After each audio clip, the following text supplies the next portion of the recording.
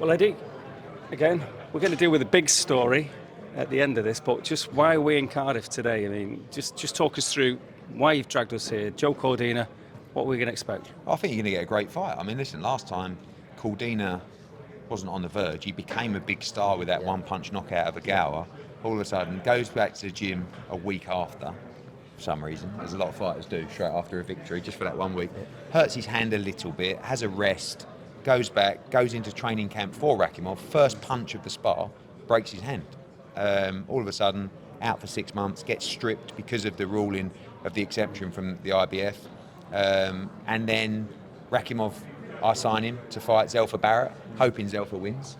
But it was a great fight, but he didn't. And now Rakimov faces Joe Cordina. So Joe's got a chance to be a two-time world champion without ever losing in a really good fight. Big crowd in Cardiff, great undercard as well. Live on the Zone. And then, particularly for UK subscribers, congratulations, because you go from this fight into Tank against Ryan Garcia. No pay-per-view as part of your subscription. So we expect a great night on Saturday. And I believe Joe Cordina is going to stop him on Saturday night. I think it'll be a tough fight, but I believe he'll do the business. Mean though, Rakimov, and mean looking he is very Beauty and the Beast type for me. But hey, Ed, I know we're going to get on to Tank and Garcia. However, Joe mentioned it up there, and I know this is what you'll be wanting to do, but how important is it for the build that you've built a little star here in Cardiff, haven't you? And I think he's mentioned after Joe Calzaghe, they've not really had, I know you had like your Nathan Cleverley's, Enzo and stuff like that, but he's got the potential to be massive here in Cardiff, hasn't he? Yeah, I mean, he looks the part. He's an exciting fighter. He talks well. He's achieved a lot in the amateurs. He's the kind of, I think he's like, you've got to have that poster boy kind of look. I mean, until you grew your hair, Crolla, you had that poster boy look as well. Needs a lot in Manchester. He's going. But with Joe, you know, I think you've got this 5,000 seater just under arena in Cardiff, which is going to be sold out on Saturday night. Yes. Then there's the next level, which the next level here is outdoors at Cardiff City. And to do that, you need to be a star and you need to have big fights. Right, dance and then you've got Millennium Stadium, but that's one for you know, AJ and maybe Joe one day. But I think that here in this catchment area, there's nothing else right now. So he's got a massive opportunity. The atmosphere on Saturday will be brilliant, but it's a really good fight. Like I just love nights like this. I mean, the undercard's great, but this fight is a world level fight. Where Joe can show how good he is. Yeah. And it's nice to go into a fight as a challenger, honestly, with the confidence that we have as a team, that we really believe he wins on Saturday. Yeah. You mentioned the other thing that's happening stateside as well, which is it's got a lot of people talking anyway. You talk about this show and everything else, but where do you stand on the old Tank Garcia? I've gone round in circles really. Like I watched Tank win a world title at the Barclays Centre against Pedraza, and I thought, Jesus Christ, this kid is unbelievable. And he is a really good fighter, and he's boxed at a high level for a long time. But even when he beats people like Garcia and Romero, they're still like decent fighters. You know, Barros is a good fighter as well. Big crowds, big occasions. And I never really rated Ryan Garcia. Like, you know, I know he beat Luke Campbell. He was decked in that fight, and he looked, you know, he done well to come through the fight. But he hasn't really beaten any elite lightweights. Like, I know he beat Luke, and I know he beat Fortuna, but that's kind of about it. So I always thought when this fight was made, there's no way that Ryan Garcia can win this fight.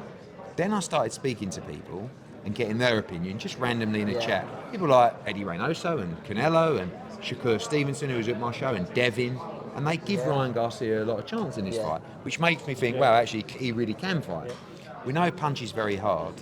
So I started to say, no, I'm actually going for a Ryan Garcia stoppage. Yes. Right?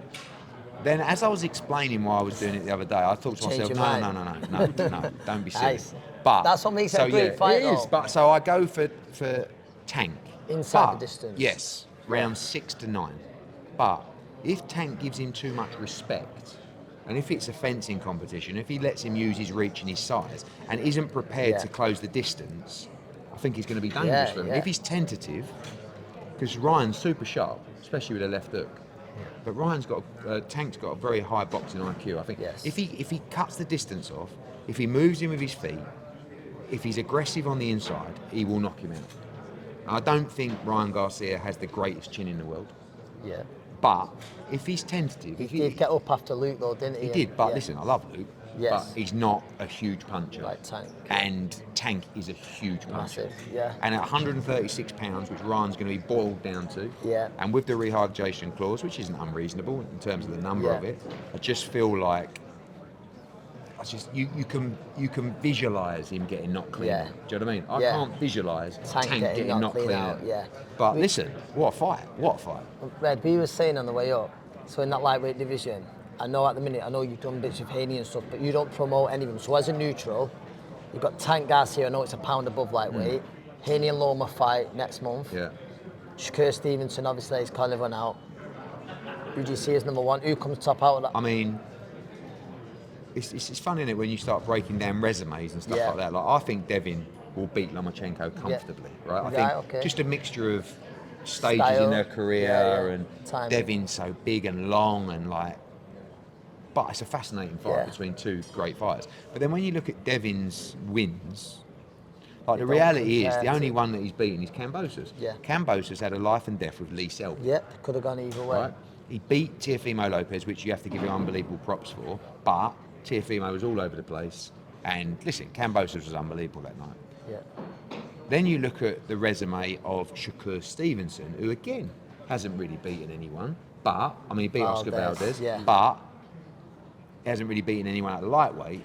But for me, He's the he's most talented, unquestionably a pound for, I mean, I think this, I don't think he's the most exciting, and nor's Devin. Yes. Right? But Shakur Stevenson may well be Unbelievable unbeatable. talent. May well be Unbelievable unbeatable talent, right yeah. now. So, but without the resume at lightweight, I can't tell you categorically. But Yeah. what I mean, look, Devin, Shakur, Tank, Ryan Garcia, like, and all those guys are going to go to 140. Yeah. And then throw in the mix Regis Prograis, throw in the mix Jack Catterall, Josh Taylor, Teofimo Lopez. Yeah. What? It's some tremendous Exciting fights there at times. 140. So, Yeah. but I think if you ask me who my money would be on, do you see anyone in that division beating Shakur Stevenson right That's your now? answer. Do you? Yeah. I mean, No, I just think timing. I think Loma's going to beat Hearn. Do you? However, I think the timing.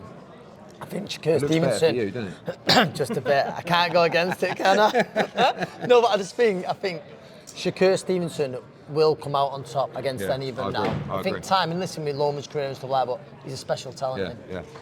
Listen, Anthony's moved on now. You bring in the Loma Yeah. thing. I know. Well, Well, he's his moved brother's- on. Don't make this about Listen, me. I mean, what weight's your brother fighting at? Nah, he's a light middleweight. He's a big lad, isn't yeah, he? he is. Super well So off, you, yeah. you keep him away from Loma now. Can't go for the brotherly Yeah, I won't be going revenge for that on family pride, yeah. That's the thing that you took into the trainer manager of William $1 billion Crolla. Is that what it's gonna be, Nah, yeah? it's Nah, not. it's absolutely not. No, it's not going to be that at all. But No, yeah, I mean- that's the news of the day. A lot of people are chatting about that. Will coming through now. Yeah. And he's been a bit of a secret under the radar. Well, it's been a but secret because we've watched him as just a kid, really, come up from fat kid. and his Yeah. career, and like when I first found out that William boxed, I was astonished, Yeah. because he just looks like a nice young man who wasn't going to go down that can path. bang a bit. Yeah, but and then when Ant told me, he's a good, Yeah. he told me years ago, he's a good young fighter. I said, he fights, does he? Yeah. And then obviously when the boys phoned me and Crolla texted me and said, listen, my brother's going to make the debut, May 27th, Manchester Arena, and I think there's always a huge amount of pressure on someone. It doesn't matter if it's your dad or your brother or whatever it is, you're following in the footsteps, and you'll always be compared to. It doesn't matter to say, I don't want him to be compared to me. Tough. Like, it's the same if it's Nigel, Ben and Connor, if it's Yeah. Chris Eubank and Junior. Campbell, Even like with me. Like, my competition's my old man. Yeah. And William's competition, unfortunately for him, he's going to be Ant. his dad Wayne. Yeah. But, it's a great story. It's a great story. He's going to be given the opportunity because of that background. Like Campbell, really. Yeah, no, And, he's- and yeah. Campbell's, I think Campbell's really coming on. Yeah, he's he's always going to improving. get stick, but he's improving. And it's going to take William time. But you know what? Sometimes, every now and again, someone comes through without, that huge amateur pedigree, and just looks really good, and just starts knocking people out and so I'm excited. Baby steps, I suppose. Yeah, because absolutely. but No, he's not. Do you know what? I'll give you. He's not deluded. Like, he knows if, without making it about me, if his second name wasn't that, Yeah, yeah. and he wasn't from Manchester, he wouldn't be getting this opportunity. no, he's but very he would still. thankful But for because it, he's a and he popular wants to kid, show and it, because yeah. of you, like ultimately, If you can sell tickets, which you get yeah. opportunities. Now, you Yeah. don't get them on big TV shows Yes. just because you're a ticket seller. Yeah, The fact that he's absolutely. going to shift a lot of tickets is your brother. It's a great story. I like it. Yeah. So let's see if he can fight. Oh, Couple of quickies, Ed. You mentioned, obviously, we know about Cardiff here now, then it's Guadalajara for Yeah. you, and then it's Dublin. So Yeah. what Anthony wants to know, he's just pretending he doesn't want to know, but he does. What's the best night out of those three? oh, Well, it's hard, isn't it? It's Dublin. I mean, look, Guadalajara is wild. Yeah. Wild.